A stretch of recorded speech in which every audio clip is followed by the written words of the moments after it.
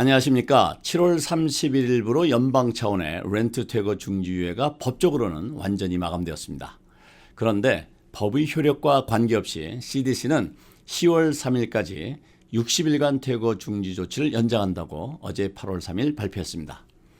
8월 4일 인터넷판 루이터 통신이 에스펜 인스티튜트에서 연구한 결과를 인용해서 보도한 것에 따르면 미국의 650만 가구의 1,500만 명이 렌트를 납부하지 못해서 퇴거의 위험에 처해져 있습니다.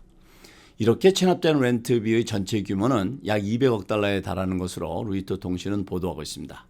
그리고 82,600명의 회원이 가입되어 있는 내셔널 아파트먼트 어소시에이션에서는 정부의 퇴거 중지 조치로 인해서 수십억 달러의 체납 렌트로 인해서 발생한 손실을 보상받기 위해서 정부를 상대로 손해배상 청구 소송을 제기했습니다. 랜로드들의 입장은 정부의 모라토리움으로 인해서 발생하고 있는 보상 없는 손실 강요는 부당하다는 것입니다. 어쨌든 코비드-19이 만들어낸 이런 상황들은 정부의 퇴거 중지 보호 조치가 만료가 되면 현재 눌려져 있는 퇴거 관련 소송과 퇴거 조치가 쏟아져 나올 것으로 우려되고 있습니다. 오늘은 이 퇴거와 관련되어서 세입자인 테넌트와 랜로드 모두 꼭 알고 있어야 할 내용을 정리해드리도록 하겠습니다. 당초 이 렌트 퇴거 중지 명령은 3번의 연장이 있었습니다. 그중 지난 6월 30일이 가장 최근 마감이었지만 지난 6월 29일 날 미국의 수프림 코트의 결정으로 이 퇴거 중지 명령이 한 달 더 연장되어서 7월 31일이 만료일이었습니다. 코로나 바이러스 변종인 델타 베리언트의 확산으로 팬데믹 부활에 대한 우려가 있는 가운데 아직도 어려움을 겪고 있는 사람들을 도와야 한다는 일부의 입장에 따라서 바이든 행정부는 이 기간을 연장해 보려 했지만 이미 3번의 연장을 거친 이 퇴거 중지는 지난 수프림 코트의 결정으로 의회의 통과 없이는 이 기간을 연장할 법적 권한을 바이든 행정부는 가지고 있지 않기 때문에 연장할 수 없었습니다. 그런데 미국의 질병관리센터인 CDC는 바이든 대통령의 모라토리움, 즉 퇴거 중지 보호기간 연장 요청에 법적 근거가 없다는 입장을 바꿔서 8월 3일 화요일 퇴거 중지 보호 명령을 10월 3일까지 60일 연장한다고 발표한 것입니다. 이 연장 조건에는 코비드-19이 심화가 되어 있는 지역으로 국한했지만 이 지역이 차지하고 있는 비율이 미국 전체의 약 80%가 되고 해당되는 인구가 미국 전체 인구의 90%를 차지하고 있습니다. 그리고 코로나 확산 여부에 따라 해당 지역을 넓혀 나가겠다고 밝히고 있어서 현실적으로는 거의 미국 전역이 해당된다고 이해하는 것이 더 적절할 것입니다.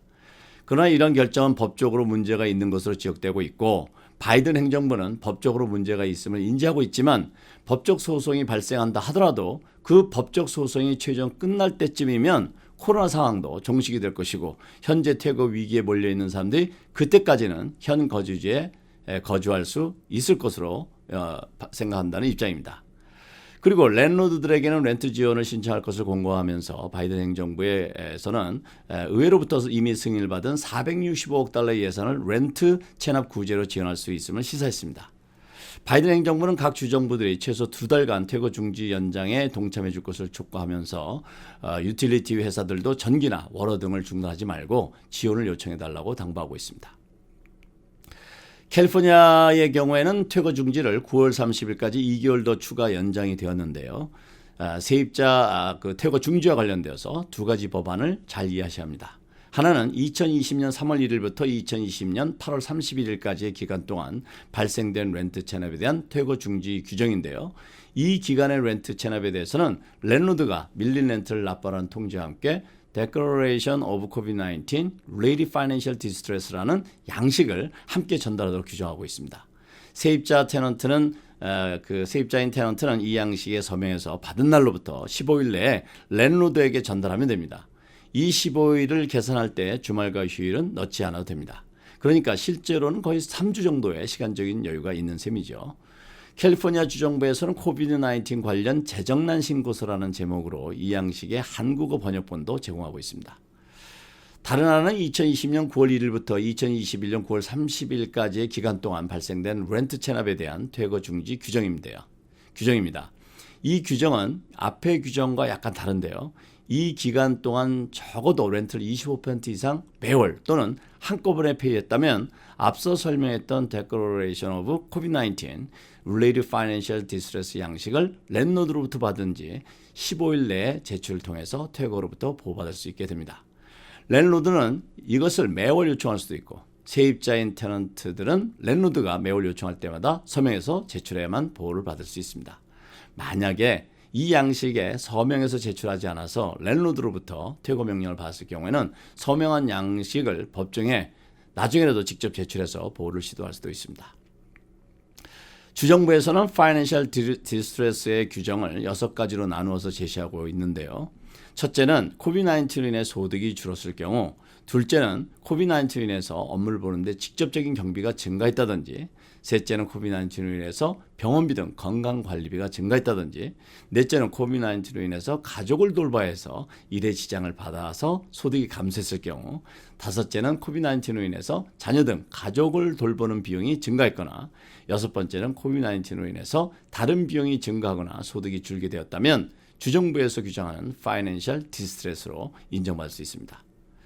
이 규정에 대한 오해가 있으면 안 되겠는데요. 이 규정은 COVID-19로 인해서 앞서 말씀드렸던 기간 동안 발생한 렌트 체납에 대한 구제안입니다. 따라서 이런 사유가 아닌 다른 사유로 인한 렌트 체납이라든지 리즈 계약을 어긴 이유로 인해서 퇴거 명령을 받았다면 보호받을 수 없다는 점 명확히 이해하셔야겠습니다. 그러나 COVID-19로 인해서 실직했다든지 비즈니스를 클로즈해서 생활이 어렵게 되신 분들은 이 기간이 지났다 하더라도 주정부에서 제공하는 프로그램을 통해서 도움을 받을 수 있다는 점 역시 기억해 두셨다가 필요하실 경우 각 주정부에서 운영하는 사이트에 방문하셔서 도움을 받으시기 바라겠습니다.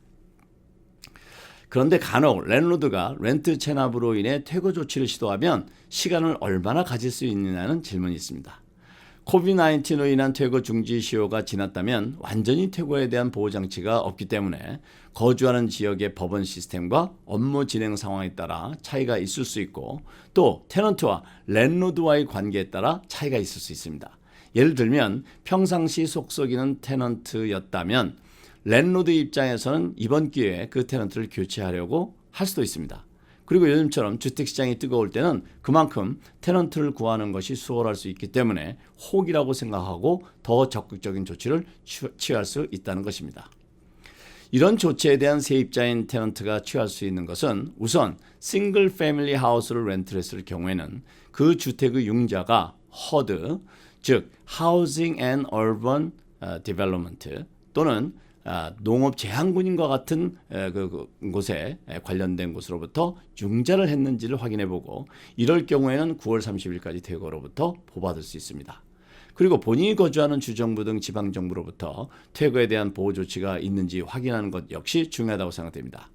연방 차원에서의 보호도 있지만 앞서 말씀드렸던 것처럼 주정부 차원에서의 보호 규정이 각기 다르기 때문입니다. 그리고 퇴거 중지 보호가 끝났다고 해서 랜드로드가 무조건 퇴거시킬 수는 없습니다. 법과 규정에 따른 절차를 밟아야 하는데요. 랜드로드의 경우에도 법원으로부터 퇴거 승인을 받기 전에 문을 잠근다든지 유틸리티를 끊는다든지 하는 조치를 하게 되면 테넌트들은 법원에 호소하거나 경찰에 신고할 수 있기 때문에 이 부분 역시 랜드로드나 테넌트 모두 잘 이해하고 있어야겠습니다. 만약 테넌트가 퇴거 중지 보호 조치도 마감이 되었고 경제적으로도 어렵지만 계속 거주하기 희망한다면 랜드로드와 계속 연락을 취하면서 좋은 관계를 유지하는 것이 좋습니다. 그리고 체납 렌트 전체를 납부하기 어려울 경우 본인의 상황을 잘 설명하면서 체납 렌트의 금액의 조정을 통해서 문제를 해결하려는 적극적인 노력은 문제 해결을 위한 충분한 가치가 있다고 생각됩니다. 상황이 어렵다고 랜드로드와의 대화를 피하고 연락을 기피한다면 상황은 더 악화될 수 있다는 점 잘 이해하셔야겠습니다. 이런 노력에도 불구하고 퇴거 위기에 처하게 될 수도 있는데요. 이렇게 어려움에 처하신 분들이 노크해 볼 만한 몇 가지 정보를 알려드리겠습니다. 첫째, 아까도 말씀드렸던 것처럼 HUD, 즉 Housing and Urban Development에서 승인한 비영리 주택 상담기관에 연락을 취해서 도움을 청하는 것입니다. 이 기관에 연락을 하면 퇴거를 피할 수 있는 옵션에 대한 도움을 받을 수 있습니다. 이 기관은 hud.gov로 방문하셔서 Rental Assistance를 클릭하신 다음에 하우싱 카운셀링 에이전시의 정보를 구하실 수 있게 됩니다. 혹시 인터넷이 불편하실 경우에는 톨프리 번호 800번에 569-4287로 연락하셔서 도움을 청하실 수도 있습니다. 두 번째는 재무부에서 제공하는 이머전시 렌탈 어시스턴스 프로그램을 알아보는 것입니다. 약자로 ERA라고 해서 약해서 부르기도 하는데요. 이것은 세입자 테넌트는 물론 랜로드에게도 도움을 제공하는 프로그램입니다. 이 프로그램은 treasury.gov에 방문하셔서 Find Rental Assistance에서 드랍 다운 메뉴를 보시게 되면 내가 거주하는 주의 ERA 프로그램을 찾을 수 있습니다. 이 프로그램이 나에게 적합한지를 살펴봐야겠습니다. 이런 노력에도 거주지 해결에 대한 도움을 받을 적절한 곳을 찾지 못하셨다면 전화로 211-211로 연락하면 대다수 주의 거주지 문제 해결을 상담해주는 스페셜리스트와 연결이 가능합니다. 태거 위기에 처한 많은 분들에게 한 가지 분명한 좋은 소식은 렌트 체납 지원을 위해서 정부에서 수백억 달러 할당해서 지원하고 있다는 사실입니다. 이것은 테넌트와 랜로드가 합의를 봐야 하는 노력이 필요한 경우도 있고 소득의 제한 등이 따르긴 하지만 여전히 선택할 수 있는 옵션이라고 생각됩니다.